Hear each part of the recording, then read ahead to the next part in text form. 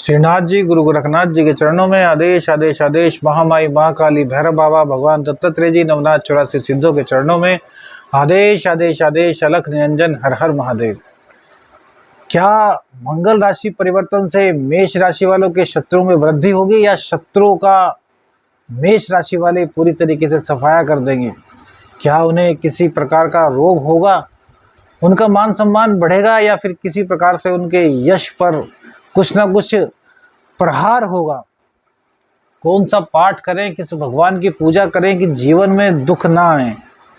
मेष राशि के स्वामी होते हैं मंगल देव और यही कर्क राशि में प्रवेश करेंगे 10 मई को और फिर 1 जुलाई तक यहीं पर रहेंगे। 30 मई को शुक्र देव भी कर्क राशि में आ जाएंगे। तो मंगल और शुक्र का एक योग बनेगा जिसके कारण विपरीत लिंग के प्रति आपका आकर्षण बढ़ेगा, जो कि कहीं ना कहीं आगे आकर के आपको दिक्कत दे सकता है। तो आइए बात करते हैं मेष राशि की कि मेष राशि पर क्या असर पड़ेगा मंगल राशि के परिवर्तन का। तो देखिए, आपकी राशि में मंगल देव पहले यानी कि आपके लगन के और 8वें भाव के स्वामी होते हैं। तो भैया प्रथम के और 8वें भाव के स्वामी का चतुर्थ स्थान में नीच होकर के बैठ जाना कहीं ना कहीं आपके जीवन में अशांति लाने वाला है। अब अशांति कैसे पैदा होगी है तो आप सभी जानते हैं कि अशांति का कारण होता है वाणी। मेष राशि वाले लोग थोड़ा कड़वा बोल देते हैं, सच बोलते हैं लेकिन थोड़ा कड़वा बोल देते हैं। इसी कारण से उनके घर में कहीं ना कहीं अशांति का माहौल इस वक्त इस गोचर के कारण उत्पन्न हो सकता है। तो आपको अपनी वाणी पर बहुत ज़्यादा कंट्रोल रखना है। अब देखिए, दूसरे के और सप्तम के स्वामी मंगल देव के साथ में अर्थात नीच के मंगल के साथ में शुक्र देव भी 30 मई को आ जाएंगे। तो इससे क्या होगा कि कहीं ना कहीं आपके धन में हानि के संकेत दिखाई देंगे।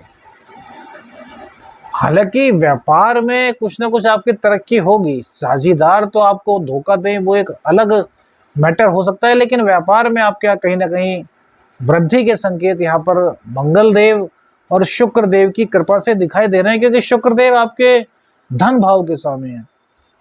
तो शुक्र देव फिलहाल पराक्रम में हैं और चतुर्थ स्थान में आएंगे तो ये आपको सुख देंगे, क्योंकि शुक्र देव का काम ही है सुख देना।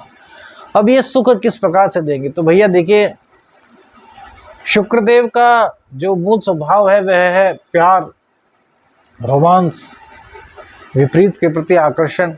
तो यह सब चीजें आपके जीवन में बढ़ेंगी। अब चूंकि मंगल देव नीच के हैं तो यह सब चीजें प्यार, रोमांस, विपरीत के प्रति आकर्षण गलत दिशा में आप बढ़ सकते हैं।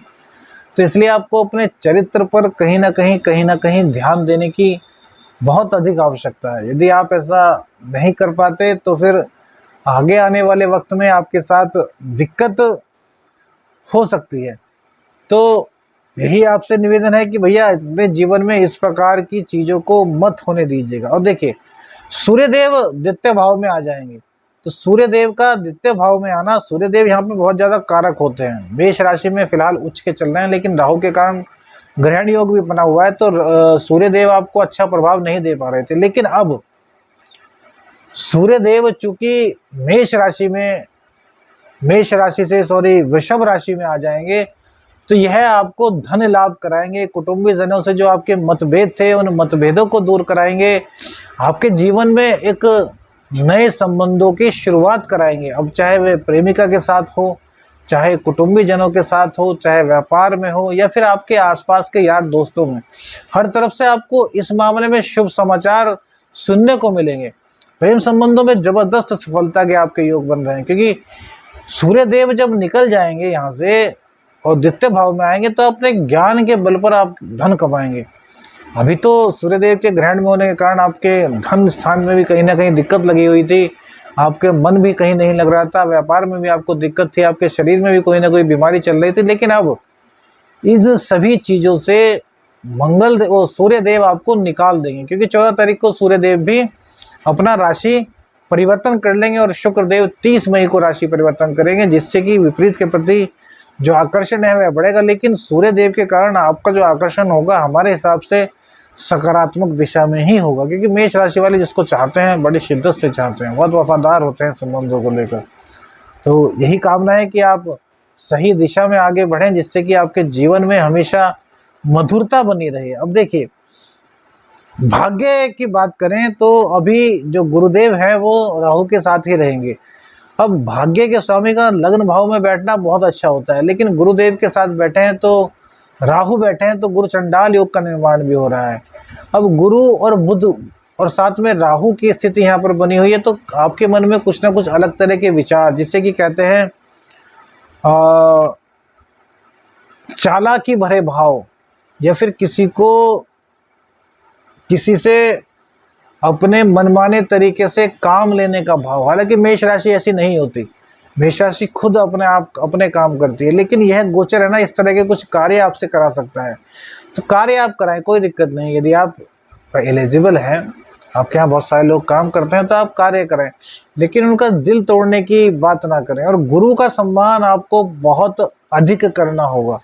गुरुदेव की बात पर आपको पूरा विश्वास करना है, गुरुदेव पर आपको पूरा सम्मान जताना है, गुरुदेव के प्रति कोई भी अपशब्द नहीं बोलने, गुरुदेव के प्रति कुछ भी अपने मन में आपको ऐसा वैसा घृणा भरा भाव या भेदभाव का भाव नहीं लाना। क्योंकि भैया फिलहाल जो राहु की और गुरु चंडाल की स्थिति बनेगी, वो इस तरह के कार्य आपसे करा सकती है। किसी का कितना ही भला कर दीजिए, इस गोचर में आपको कोई भी भलाई देने वाला नहीं, इस बात का ध्यान रखिए। प्रशंसा नहीं होगी, आपकी प्रशंसा नहीं होगी, इससे भी आपका मन खिन्न रह सकता है। तो अपने मन को खिन्न मत होने दीजिए, अपने पराक्रम का प्रदर्शन कीजिए, अपने दम पर दिखाइए कि हाँ, वास्तव में जो आपने किया है सही है। एक ना एक दिन तो आपकी प्रशंसा लोगों को करनी ही होगी, क्योंकि भैया जब कोई व्यक्ति अकेला चलता है और उसको सफलता मिलती है तो उसके पीछे बहुत सारे लोग आते हैं, लेकिन जब वो अकेला चलता है तो उस पर हंसने वाले बहुत लोग होते हैं। यदि वो उन हंसने वालों की परवाह ना करे और आगे चलता रहे, तो एक दिन सफलता उनके कदम चूमती है, और जो वो लोग हंसते हैं ना, वो उनके पीछे पीछे हो लेते हैं। और मेष राशि में लीडरशिप का गुण तो होता ही है, तो भैया लीडरशिप आपके अंदर बहुत होगी और आपका नाम भी होगा।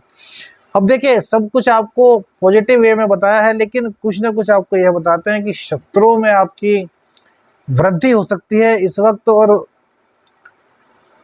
किसी बात पर चंद्रदेव जब पीड़ित होंगे तो आपके मुंह से कुछ ऐसे शब्द निकलेंगे जिससे कि स्वजनों से आपका विरोध होने की संभावना बनेगी। जमीन जायदाद के मामले में भी आपको इस टाइम दिक्कत है। यदि आप प्रॉपर्टी डीलिंग का कार्य करेंगे तो कोई मोटा सौदा इस वक्त आपको नहीं करने की सलाह दी जाएगी। छाती का रोग या फिर बीपी संबंधी दिक्कत आपको इस समय हो सकती है। छाती में दर्द का कोई संकेत आपको मिल सकता है। मान सम्मान आपका बढ़ेगा, लेकिन फिर वही बात है कि सप्तम पर दृष्टि होने के कारण मान सम्मान में कहीं ना कोई कुछ कमी आएगी। हो सकता है पार्टनर जो आपका साझेदार है वो आपको धोखा दे दे।